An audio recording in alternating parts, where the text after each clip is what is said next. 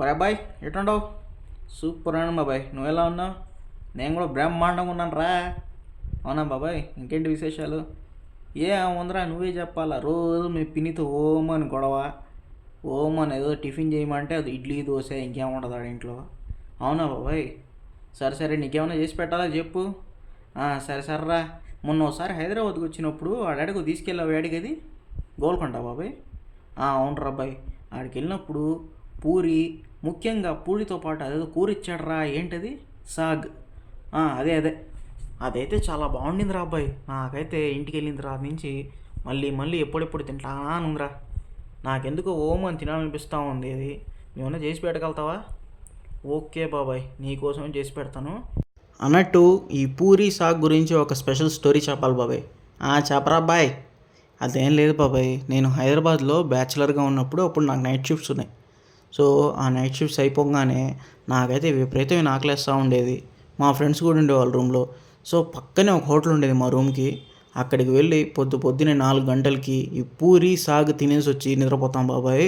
ఆ సుఖమే వేరుగా ఉండేది. ఆ టేస్ట్ కూడా చాలా బాగుండేది. నాకైతే భలే భలే ఇష్టం నీకులాగే. అవునారా అబ్బాయి? మరి అయితే ఎట్ట చేసుకోవాలి చెప్పి మనం ఏరు చూడు చేస్తారు. ఓకే బాబాయ్, ఇక మొదలెడదాం పదండి.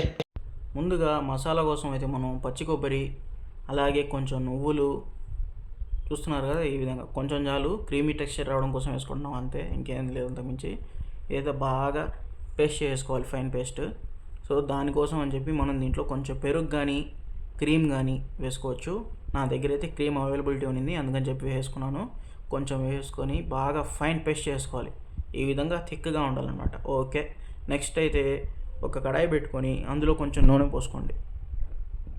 నూనె వేడెక్కగానే ఇందులో యాలక్కాయలు, లవంగాలు, దాల్చిన చెక్క ఈ 3 వేసుకొని సన్న మంట మీద మెల్లగా ఫ్రై చేసుకోండి. అప్పుడే దాంట్లో ఉండే ఆ ఫ్లేవర్, అరోమా అనేది బయటకు వస్తుంది. ఓకేనా? Okay okay. ఈ విధంగా ఫ్రై చేసుకున్న తర్వాత ఇందులో ఫస్ట్ అయితే మనం ఉల్లిపాయలు ఒక 200 గ్రామ్స్ ఉంటాయి ఇవి. సో ఈ విధంగా కట్ చేసుకొని కొంచెం లావుగా పెట్టుకోవాలి. ఈ విధంగా వేసుకున్న తర్వాత మెల్లగా ఫ్రై చేసుకోవాలన్నమాట. మంచి కలర్ రావాలి, అదేవిధంగా బాగా ఫ్రై అవ్వాలి. అప్పుడు మాత్రమే మనకి ఉల్లిపాయల నుంచి మంచి మంచి ఫ్లేవర్ బయటకు వస్తుంది. ఎట్లా పడితే అట్లా చేయకూడదు, నిదానంగా చేయాలి. ఓకే, ఉల్లిపాయలు అయితే ఫ్రై అయిపోయాయి. ఇప్పుడైతే ఇందులో ఒక స్పూను అల్లం వెల్లుల్లి పేస్ట్ వేసేసుకొని పచ్చి వాసన పోయేంత వరకు బాగా ఫ్రై చేసుకోవాలన్నమాట. చూస్తున్నారు కదా ఈ విధంగా మొత్తం ఉల్లిపాయల్లో అల్లం వెల్లుల్లి పేస్ట్ బాగా కలిసిపోయి పచ్చి వాసన మొత్తం వెళ్ళేదాకా బాగా ఫ్రై చేసుకోవాలి. ఓకే, ఫ్రై అయిపోయింది. చూస్తున్నారు కదా ఈ విధంగా ఉంటుందన్నమాట. ఇప్పుడు నెక్స్ట్ అయితే మనం ఇందులో టమాటాలు వేసుకోవాలండి. చూపిస్తున్నాం కదా, ఇవైతే ఒక 100 to 150 గ్రామ్స్ ఉంటాయి. ఈ టమాటాలు వేసుకుంటున్నాను. ఈ టమాటాలు అనేది మరీ మెత్తగా అయిపోకూడదండి. టమాటాలనే కాదు, వెజిటేబుల్స్ కూడా కొంచెం గట్టిగా ఉంటే మధ్య మధ్యలో పంట కింద పడుతూ నలుగుతూ ఉంటాయి కదా, చాలా టేస్టీగా ఉంటుంది. నాకైతే పర్సనల్గా చాలా ఇష్టం అండి. మీకు అలా ఇష్టం ఉంటే చేసుకోండి, లేదంటే మెత్తగానే చేసుకోవచ్చు. ఇదైతే బాగా ఫ్రై చేసుకోవాలి. నేనైతే చూస్తున్నారు కదా బాగా ఫ్రై చేసుకున్నాను, తొక్క కూడా బయటకు వచ్చింది. సో ఈ విధంగా ఉండాలి. ఈ స్టేజ్లో అయితే కొంచెం గట్టిగా ఉంటుందండి టమాటా, మరీ మెత్తగా అయిపోదు, జ్యూసీగా. అలా అయితే నాకు ఇష్టం ఉండదు, అందుకని ఇలా చేసుకున్నాను. నెక్స్ట్ అయితే పచ్చిమిరపకాయలు ఇలా మధ్యలోకి సన్నగా చీరుకున్నవి, అదేవిధంగా బీనీస్ చూస్తున్నారు కదా, ఇవన్నీ కూడా మీ ఇష్ట ప్రకారం వేసుకోవచ్చు అండి. వెజిటేబుల్స్ అన్నీ ఆప్షనల్ అనమాట. క్యారెట్ మీకు ఏది అవైలబిలిటీ అది వేసుకోండి. కాలీఫ్లవర్ వేసుకోవచ్చు, క్యాబేజ్ వేసుకోవచ్చు, మీ ఇష్టం అంతా. ఓకేనా? దొండకాయలు వేసుకున్నాను, అదేవిధంగా పచ్చి బఠానీలు ఇదైతే డిమార్ట్లో తీసుకున్నాను, ఫ్రోజన్ పీస్ మీకు దొరుకుతాయి. అలాగే ఆ కలర్గా ఉంటాయి కదా, అవి అయితే తీసుకోకండి, అవైతే చాలా డేంజర్ హెల్త్కి. ఇవైతే కొంచెం బెటర్ అనమాట, ఫ్రోజన్ పీస్. సో అలా తీసుకున్నాను నేను. ఇవన్నీ వేసుకున్న తర్వాత బాగా ఫ్రై చేసుకోండి కొంచెం.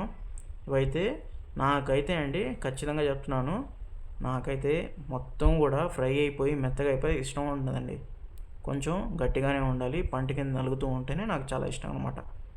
నాకెందుకో చిన్నప్పటి నుంచి వెజిటేబుల్స్ అంటే చాలా ఇష్టం అండి, అందుకని చెప్పి నేను వెజిటేబుల్స్ ఉండే కర్రీస్ అని చాలా ఇష్టంగా తింటాను.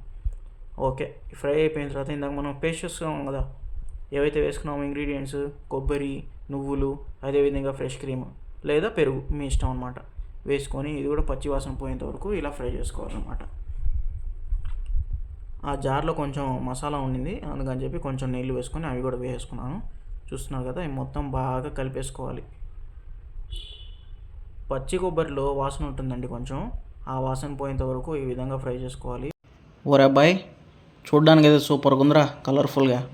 ఎక్కడ నేర్చుకున్నావు, ఏంది ఈ వంటలు, ఏంది కథ? నేను కూడా ఇప్పుడిప్పుడే నేర్చుకుంటున్నాను బాబాయ్. అవునా రబ్బాయి, మరి ఇంత చక్కగా చేస్తున్నావు? అంటే ఏదో మన చేతి వాడటం ఆ దేవుడిదయ్యా. ఓరే అట్నా, ఏమోలే, మాకైతే మంచి మంచి వీడియోస్ పెడతా ఉండవు. మీ పిన్ని కూడా చూసి ఎక్కడ నేర్చుకున్నాడు, ఏంది మన అబ్బాయి అని చెప్పి అడుగుతూ ఉంది. అదనమాట సంగతి. ఓకేరా, నువ్వైతే ఇట్లాగే చేస్తూ ఉండు, అట్లాగే వ్యూవర్స్ కూడా చూసి లైక్, షేర్, సబ్స్క్రైబ్ చేస్తారు. ఓకే బాబాయ్. ఇప్పుడైతే నేను ఈ గ్రేవీలో ఉప్పు, కారం, గరం మసాలా, ధనియాల పొడి ఇవన్నీ వేసుకొని కలిపేసుకుంటున్నాను. అన్నీ కూడా మీ రుచి ప్రకారం వేసుకోండి. ఉప్పు, కారం 1 స్పూన్ వేసుకున్నాను, ధనియాల పొడి 1/2 స్పూను, అదేవిధంగా గరం మసాలా 1/2 స్పూన్ వేసుకున్నాను నేనైతే నా టేస్ట్ ప్రకారం. ఈ విధంగా వేసుకొని బాగా కలిపేసుకోవాలన్నమాట. బాబాయ్, నేనైతే ఆ నైట్ షిఫ్ట్ చేసిన తర్వాత ఈ పూరి తినేసి ఇంటికి వెళ్ళగానే అలా పడుకుంటానో లేదో నిద్ర వచ్చేసేది బాబాయ్, అంత హెవీగా ఉంటుంది ఈ ఫుడ్ ఐటమ్. సో మీరైతే పూరి ఎలాగో ఆయిల్ ఎక్కువ ఉంటుంది, మీరైతే చూసుకొని తినండి. ఓకే, నెక్స్ట్ అయితే ఈ కర్రీలో మనం వాటర్ పోసుకున్నాము 2 గ్లాసులు, వేసుకొని బాగా కలిపేసుకోవాలి. మనమైతే ఇందులో క్రీము, నువ్వులు వేసాం కదా, అందుకని చెప్పి గ్రేవీ థిక్గానే వస్తుంది. సో మీరేం ఇంకా ఉప్మా రవ్వ కానీ, శనగపిండి కానీ అలాంటివి ఏమీ కలపాల్సిన అవసరం లేదు. చూస్తున్నారు కదా వెజిటేబుల్స్ గ్రీన్ కలర్లో, ఆరెంజ్ కలర్లో ఎంత టేస్టీగా ఉన్నాయో చూడ్డానికైతే. నాకు ఎందుకోనండి ఆ వెజిటేబుల్స్ డిఫరెంట్ కలర్స్ చూసి తినాలనిపిస్తుంది. ఓకే, చూసారా, ఒక ఉడుకైతే వచ్చేస్తుంది. మన కర్రీ బాగా ఉడకాలన్నమాట. ఆ నొరుగైతే వస్తుంది, దానివల్ల ఇబ్బంది ఏం లేదు. మనం క్రీము, నువ్వులు వేసాం కదా, దానివల్ల అయితే ఆ నొరుగుంటుంది. అదేవిధంగా కొబ్బరి కూడా వేసాం కదా, పచ్చి కొబ్బరి, దానివల్ల కూడా రావచ్చు. సో మీరైతే దాని గురించి ఏం భయపడాల్సిన అవసరం లేదు. కావాలనుకుంటే తీసేసుకోవచ్చు, నేనైతే తీయలేదు, ఇలాగ పెట్టుకొని కలిపేసుకుంటున్నాను. చూస్తున్నారు కదా, ఒక విధంగా మంచి బాయిల్ వచ్చిన తర్వాత అప్పుడు బాయిల్ చేసి మ్యాష్ చేసుకున్న పొటాటో అండి, కొంచెం పెద్ద పీసెస్గానే ఉండాలి, చిన్నగా ఉండకూడదు. వీటిని అయితే వేసుకొని బాగా కలిపేసుకుంటున్నాను అనమాట. మన కర్రీ అయితే ఆల్మోస్ట్ రెడీ అయిపోయిందండి. ఇప్పుడు దీన్ని అయితే బాగా బాయిల్ చేసుకుంటాను నేనైతే హై ఫ్లేమ్ మీద పెట్టి. చూస్తున్నారు కదా, ఈ విధంగా అయితే ఉడికిపోవాలి కర్రీ మొత్తం. ఇప్పుడు దీంట్లో చూస్తున్నారు కదా కసూరి మేతి, ఈ విధంగా నలుపుకొని వేసుకుంటే ఫ్లేవర్ బాగుంటుందండి. వేసుకొని కొత్తిమీర చూస్తున్నారు కదా, అలాగే కొంచెం పుదీనా ఉంటే వేసుకోండి, ఆప్షనల్, లేకపోయినా పర్లేదు. వేసుకొని బాగా కలిపేసుకోవాలన్నమాట. బాగా కలిపేసుకొని హై ఫ్లేమ్ మీద బాగా మంచి మంట పెట్టి బాగా కలిపేసుకొని ఈ విధంగా ఉడకనివ్వండి. ఆల్మోస్ట్ మా కర్రీ రెడీ అయిపోయింది. కర్రీని అయితే మంచి హై ఫ్లేమ్ పెట్టుకొని ఉడికించేసుకున్నానండి. ఇప్పుడైతే సిమ్ ఫ్లేమ్ మీద పెట్టేసుకున్నాను. నెక్స్ట్ పూరి చేసుకోవాలి కదా, అందుకని చెప్పి ఇప్పుడైతే సిమ్ ఫ్లేమ్ మీద పెట్టుకొని మూత పెట్టేసేయండి. ఈ కూర సిమ్ ఫ్లేమ్ మీద ఎంతసేపు ఉడికితే అంత టేస్టీగా ఉంటుందండి. ఓకే, నెక్స్ట్ అయితే పూరి కోసం పిండి తీసుకొని అందులోనే కొంచెం బాంబే రవ్వ, ఉప్పు, నూనె, సోడా ఇవన్నీ వేసుకొని పొడిగా కలుపుకోవాలండి. చూపిస్తున్నాం కదా ఈ విధంగా. ఇప్పుడు నీళ్ళు అయితే కొంచెంగా వేసుకొని కలుపుకోండి.